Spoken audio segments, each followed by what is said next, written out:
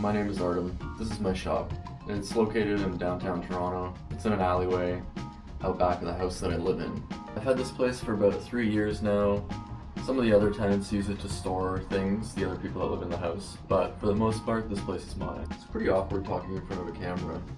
My job revolves around being on the other side of the camera, so now that I'm doing this, I can really understand how hard it is. This is raspberry and blackberry tea, by the way. I've got a really basic set of hand tools, a couple of DeWalt drill, impact, and an angle grinder, and a Canadian Tire MIG welder, and that's about it. It's not much, but it's kind of all I need, and I've made it work for me. It's very rare to find a garage in Toronto, so I'm very happy to have this. I'm not a mechanic, I'm not a welder, I'm not a fabricator, a tuner. I'm just some guy, and I really like things that are old.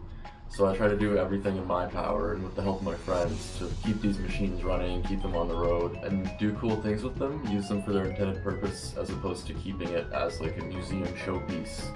Let's talk about the elephant in the room. This is my 1988 Toyota Land Cruiser GX. It's got a 2H diesel swap and an H55F manual transmission. It doesn't have lockers or any of that. It's very base, manual doors, manual windows. I picked it up this summer of 2024. Just a couple months ago, drove it for a bit, and then decided to turn it into this.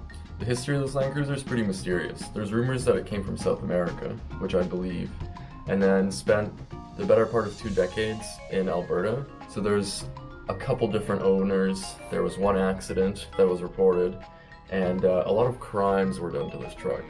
When I first got this thing, it looked like shit. The paint was basically matte black from how bad it was. There were mice living in it. They made little nests in the headliner and pooped everywhere, and it was disgusting and it smelled really bad. This thing also runs like shit. It has a terrible cold start where it fills the entire garage with white smoke until it catches idle.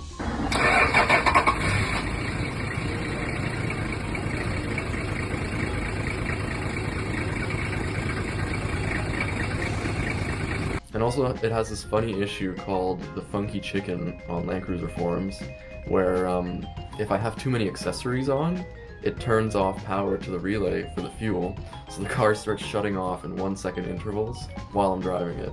These seats are also not Land Cruiser seats. They're out of a Tundra, and they put your head about an inch away from the roof. They sit super high, and I'm not even tall. I'm 5'7". It also has this insane custom center console that's wrapped in leather, and it's just wood screwed into the factory mounts, which is not super secure. I had to pull the AC from the inside and pressure wash it because they were shitting inside the box for the AC condenser. The speakers are bad. There's so many wiring crimes. There's all these weird grounds and cut wires and things like that. Also, did I mention that it has rust? The roof was initially white, and it was painted with what looked like boat paint. It was all wrinkly and no clear coat on it. So I was like, well, it's peeling up, I might as well scrape it off and paint it black before the winter so the salt doesn't get into the roof and start eating it. But little did I know, there was an inch of Bondo on the entire roof underneath that boat paint. And what the Bondo was hiding was disgusting patches. There's a patch near the windshield which was keeping it from sitting flush against the body of the car, and water was getting in that way. And there was a patch in the back of the roof that looked like it was done by a child. So far, I've patched a few places. I've patched the wheel wells, and then I patched the driver's side floor.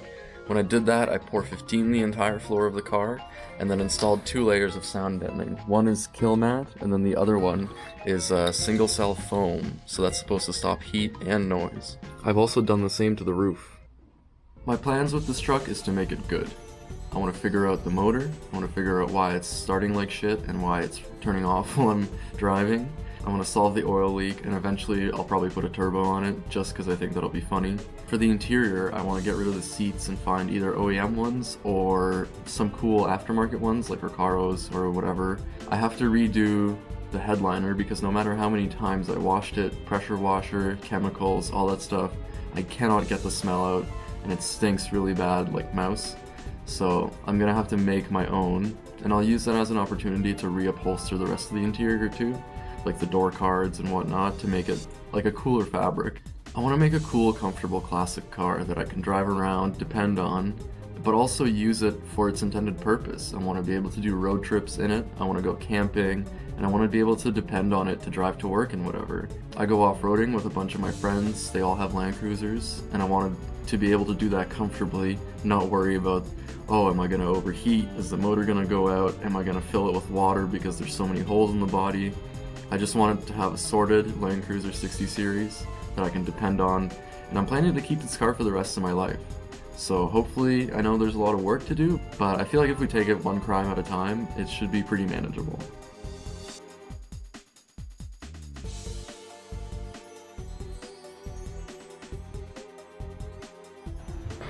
That's my other car, 89 Nissan 240SX.